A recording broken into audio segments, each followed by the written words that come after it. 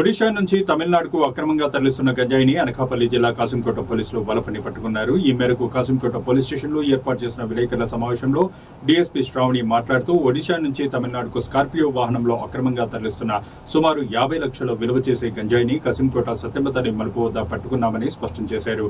ఈ మేరకు గంజాయి అక్రమ రవాణాకు పాల్పడిన వారిలో 4గురిని అరెస్ట్ చేశామని, మరో 3 పరారీలో ఉన్నారని వెల్లడించారు. అరెస్ట్ అయిన వారి నుండి మహేంద్ర స్కార్పియో వాహనం, టీవీఎస్ స్కూటీ, 4 సెల్ ఫోన్లతో పాటు 3200 నగదును సీజ్ చేశామని పేర్కొన్నారు.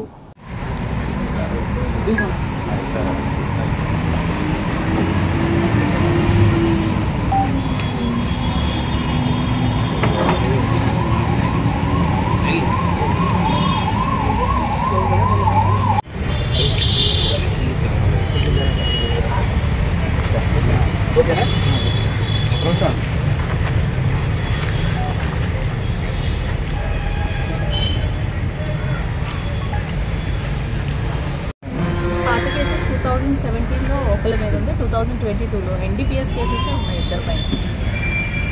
వీళ్ళు ప్రీవియస్గా కూడా గాంజా అమ్మి కొంటూ ఉంటారు.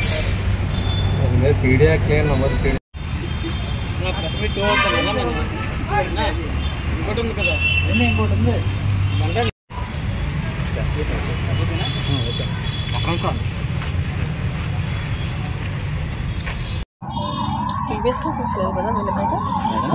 ఉన్నాయి మేడం. ఒకటి ఉంది, కొండబాబు మీద ఒకటి ఉంది, రాగం 22.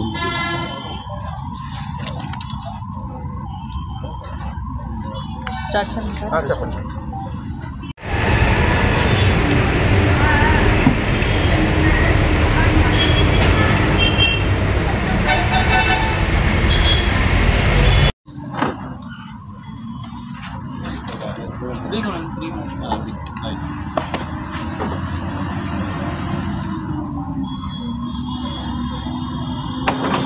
లిమిట్స్లో ఒక 262 kgs గాంజా దొరకడం జరిగిందండి.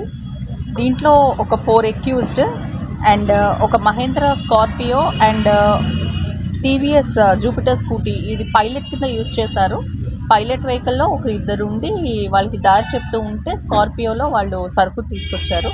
సత్తమ్మతల్లి కర్వ్ దగ్గర కాసింకోటలో after getting some reliable information SI and team వెళ్ళి దాన్ని చెక్ చేసి సీజ్ చేయడం జరిగింది.